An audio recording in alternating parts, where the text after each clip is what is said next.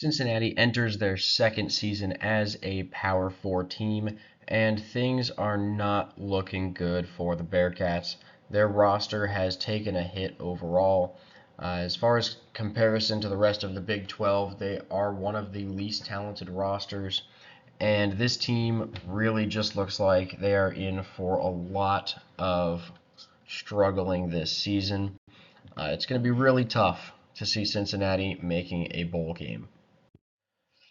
Cincinnati should be able to start off the season with a win against Towson, but that second game against Pitt, even though it's at home, Pitt's not really a great team out of the ACC, but they're going to be okay, probably around a 5-win team, maybe 6 at the very best. They struggled quite a bit last season. There's not really much reason to see that they would improve. But at the same time, I can't really see a reason why Cincinnati would have a chance in that game. So it's really tough to see the Bearcats winning that one, even though they're at home. The next two games are going to be pretty big for Cincinnati. Both Miami of Ohio and Houston are winnable games for the Bearcats. Neither of these teams are very good. In my mind, Houston is the only team in the Big 12 who really has a chance of being worse than Cincinnati. They really don't look like they're going to be very good either this season. So that one's maybe a game that Cincinnati can win. After that, the Big 12 schedule is really tough for a team of Cincinnati's caliber. Back-to-back road games, even though there's a bye week in between, Texas Tech and UCF, both pretty solid schools, though they should both be able to make a bowl game. Arizona State on October 19th, I'd say, is probably the last game where Cincinnati has a realistic shot of winning. And even then, that one's kind of tough. Arizona State's also not going to be a very great team, maybe 4 or 5 wins, but that's still probably better than what we're going to see from Cincinnati. Not really sure who's going to be favored in this game, but I wouldn't be shocked if Arizona State won this one by around 7 to 10 points. Colorado on the road is going to be a brutal game. I do think Colorado's overrated, but they are still much better than Cincinnati regardless. So this is going to be a tough, tough game for the Bearcats heading into that second bye week. After that, the November schedule is really it's nothing crazy, but for Cincinnati, this is a really tough way to end the season. West Virginia is a solid team. They're going to play some great defense. That'll be a really tough game at home. Back-to-back road trips to Iowa State and Kansas State. Both of these teams are going to be pretty solid teams. Kansas State's the better of the two, but both can beat Cincinnati pretty easily, especially when they're at home. And TCU to close out the year should be another one of those teams between 5 and 7 wins. TCU is going to be solid.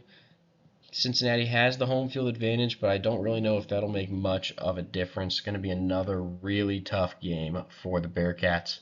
So overall, they've got 6 home games and 6 away games, with only one of their opponents being ranked in our rank and file top 25, which would be Kansas State. That second to last game of the season. And that gives the Bearcats a schedule difficulty of 2.5 out of 10. Moving on to the prediction, we have Cincinnati winning that game against Towson very easily. However, they'll lose to Pitt at home. It's going to be a real tough game, maybe one that they could win, but either way, it's tough to see this Cincinnati team making a bowl game. That's another one of the things that we want to look at here. Just try and find winnable games on this schedule. So let's say Pitt's a winnable game. Okay, so they're at 4 wins then. Look at Arizona State as a winnable game. We do have Cincinnati as slight favorites, but losing that's 5. They're going to have to pull off an upset. I can't see them beating Texas Tech or UCF or Colorado. West Virginia at home might be their best shot because they're not winning at Iowa State or Kansas State. Probably not even beating TCU at home. So I don't know if a bowl game is possible for Cincinnati. I think the very best case scenario is going to have to be 5 and 7. Continuing this look at the schedule, though, we do have them losing every other game after Houston. So they will get a Big 12 win. but against a team that we don't really think is going to be very good in the Big 12. Arizona State, like I mentioned, is their other closest game where they could potentially win. But we are going to stick with just these 3 wins at the beginning of the season for a 3-9 record for Cincinnati. The projected record actually does sit right about on that best case scenario I was talking about, 5-7, and that's just adding up all of these percentages. It does favor that they'll win almost 2 more games than we have projected. I'm not really sure if that's what's going to happen. I feel like 3-9 is probably the most realistic scenario, whereas 5-7 would be the best. As far as worst case, it could be 1-11. I could see them losing at Miami of Ohio and Houston. So definitely worst case scenario. I don't think they'll lose all of those. But we are going to stick with 3-9 as our prediction. FPI likes them closer to 5-7, which I really just don't get. 0.9% chance to make the playoffs. At this point, it's not really even worth mentioning.